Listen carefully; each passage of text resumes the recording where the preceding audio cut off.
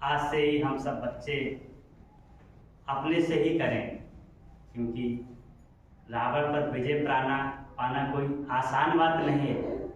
शास्त्रों में ऐसा दिखाते हैं कि कितना उन्होंने तपस्या की थी, कितनी मेहनत की थी राम ने प्लस जो उनकी सेना ने। दिखाते हैं कि उनके जो साथ में लक्ष्मण भैया थे, उन्होंने भी 14 वर्ष तक जो है बहुत तपस्या की। यहाँ तक कि दिखाते हैं कि उन्होंने जो है भोजन भी नहीं किया और जीवन भी अपना पवित्र जीवन यापन किया, तभी उन्होंने जो है रावण की सेना को पराजित किया। तो ऐसे ही हम बाबा के बच्चे भी अपने जो है भोजन पर भी विशेष ध्यान देंगे, क्योंकि भोजन का भी प्रभाव हमारे ऊपर पड़ता है। तो भोजन भी बाबा ने बताया है हमें, सात्विक भोजन भगवान की याद का भोजन बनावा स्वीकार कर। ये तो बाबा ने हम आप बच्चों को इतना तो छूट दिया है कि आप भोजन करो, लेकिन क्या है ऐसी वैसी चीजें मत करो, हमें सात्विक भोजन स्वीकार करना है। तो इसलिए हम बाबा ने जो गुण बताए हैं, सतयुग में आत्मा सतों गुण प्रदान होती, 7 गुणों से भरपूर होती। अब 7 गुण क्या होते हैं? पवित्रता, सुख, शांति, आनंद, प्रेम, शक्ति, गुण, ज्ञान, ये 7 गुणों से आत्मा भरपूर होती है। तो वास्तव में हमें पवित्रता को धारण करना है। सबसे पहला पॉइंट आता है गुणों में कि हम पवित्रता को धारण करें, क्योंकि हम मर्यादा पुरुषोत्तम के राज्य में जाने वाले हैं। हम सब मर्यादा पुरुषोत्तम बनेंगे तभी राम राज्य आएगा। जब तक हम अपनी मर्यादाओं पर ध्यान नहीं देंगे तब तक हम राम राज्य नहीं ला सकते। और उसके लिए हम नहीं बल्कि हम सभी बाबा के बच्चे, भगवान के बच्चे, प्रभु प्रिय संतानें, जब एक एक करके हम सभी अपने को चेंज करेंगे और जब हम खुद स्वयं चेंज हो जाएंगे, मर्यादा को धारण करेंगे, तभी हम दूसरों को भी चेंज करा सकते हैं। तभी हमें देख करके दूसरे भी मर्यादाओं को धारण करेंगे। तभी आज नहीं तो कल धीरे धीरे एक एक करके जो है पूरा संसार जो है पवित्र हो जाएगा, और जब पवित्र हो जाएगा तभी इस धरा पर राम राज्य आ जाएगा। तो पवित्रता में आता है कि हम मन वचन कर्म से पवित्र हों। ऐसा कि दिखाते हैं कि मर्यादा पुरुषोत्तम राम ने जो है एक वचन के लिए 14 वर्षों तक जो है वन में अपना जो है राज्य पर त्याग किया। जैसा कि दिखाते हैं, केवल क्या है दासी के कहने पर। भाई कहा तो वास्तव में कोई उनके पिता ने तो बात की बात है, वो तो एक बंधन में बंधे हुए थे, लेकिन देखा जाए तो शुरुआत तो दासी थे ही, और दासी के कहने पर उन्होंने जो है 14 वर्ष तक जो है अपनी मर्यादाओं का पालन किया, जो है जंगल में रह करके। और बताते हैं कि निशाचरों का कहो या बुराइयों का नाश करते रहे। तो ऐसे ही हमारे ब्रह्मा कुमारी संस्था में भी हमारी जो दादियाँ रहीं, शायद कुछ लोगों को बाबा के इतिहास के बारे में, यज्ञ के इतिहास के बारे में शायद जानकारी हो कि हमारी जो पुरानी दादियाँ वगैरह, बहनें वगैरह थी, उन्होंने 14 वर्ष तक जो है माउंट आबू पर तपस्या की। 14 वर्ष तक कहीं बाहर नहीं गए, न कहीं ज्ञान सुनाने नहीं कुछ। तो 14 वर्ष तक तपस्या की, तभी उन्होंने जो है बुराइयों पर विजय प्राप्त। तो वही शास्त्रों में भी यादगार दिखाते हैं।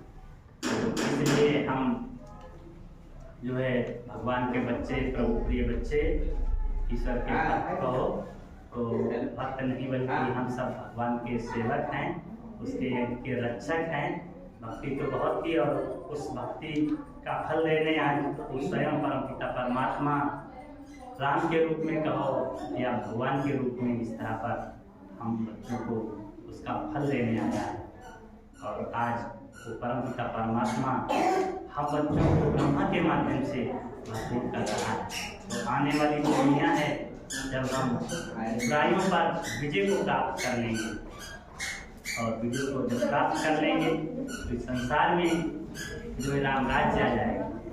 केवल हालांकि दुनिया में तो लोग राम राज्य की कल्पना भारत में ही करते हैं, छुट्टी तो नहीं बहुत अच्छा किया। बल्कि भारत में ही नहीं, जब हम मर्यादाओं में बंध जाएंगे, मर्यादा जीवन व्यतीत करने लगेंगे, हम सब आचरणवान बन जाएंगे, तो भारत में नहीं बल्कि सारे संसार में जो है राम राज्य आता है। इसलिए हमें अपना आत्मिक चुप्पी चला के रखना है और हम सदा ही बुराइयों से बचते रहें, बुराइयों पर विजय प्राप्त करते रहें और उसके साथ साथ हम अपने चाल चलन पर विशेष ध्यान रखें और भगवान को याद करें।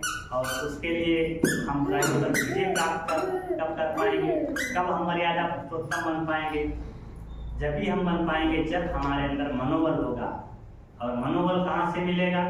वो हमें भगवान की याद से प्राप्त होता है। क्योंकि कहते हैं कि रावण की इतनी विशाल सेना थी तो उस पर जो है बंदर और भालुओं ने जो है विजय प्राप्त की, लेकिन ऐसा कि जब उस राम का साक्षात राम माना भगवान का, तो वास्तव में जब हम उस राम भगवान को अपने साथ में रखेंगे तो हमारे अंदर जो बुराई विकार अवगुण है उस पर हम सहज ही विजय प्राप्त कर लेंगे और हम देवी देवता बन जाएंगे, राम राज्य में पहुंच जाएंगे, राम राज्य ला सकेंगे। क्योंकि कहते हैं कि जब हम प्रकाश जलाते हैं तो अंधेरा हटाया नहीं जाता है, स्वयं ही हट जाता है। तो ऐसे ही हम अपने जीवन में हम सब अच्छाइयों को अपने जीवन में धारण करें, मर्यादाओं को अपने जीवन में धारण करें। और जब हम अच्छाइयों को अपने जीवन में धारण करेंगे, मर्यादा युक्त जीवन जिएंगे, तो हमारे जो संसार में जो बुराई विकार अवगुण जो व्याप्त हैं वो स्वतः ही नष्ट हो जाएंगे और जो है राम राज्य आ जाएगा। क्योंकि प्रकृति जैसे हम बच्चे होते हैं, प्रकृति हमारी उसी प्रकार से व्यवस्था कर देती है।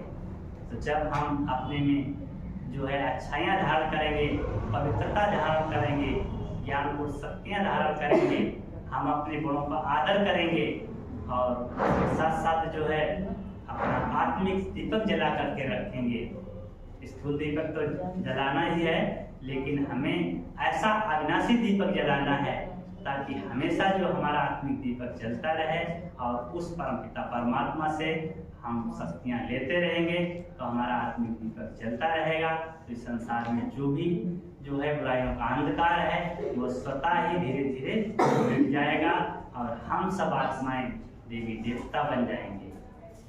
तो आज हम सब जो है इस पर्व पर जो है इस 22 जनवरी को जो है राम की प्राण प्रतिष्ठा के अवसर पर हम सब बाबा के बच्चे, तो जो है प्रिय बच्चे, ईश्वर की संतानें, हम भगवान को जो है साक्षी मान करके अपने जीवन में ये प्रतिज्ञा करेंगे कि हम मर्यादा युक्त जीवन जिएंगे, पवित्र बनेंगे, महान बनेंगे, श्रेष्ठ बनेंगे, जिससे हमारा देश महान बनेगा, हमारा समाज महान बनेगा, हम महान बनेंगे।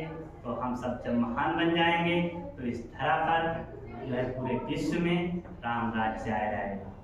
ओम शांति। जय श्री राम, जय श्री राम, जय श्री राम, जय श्री राम।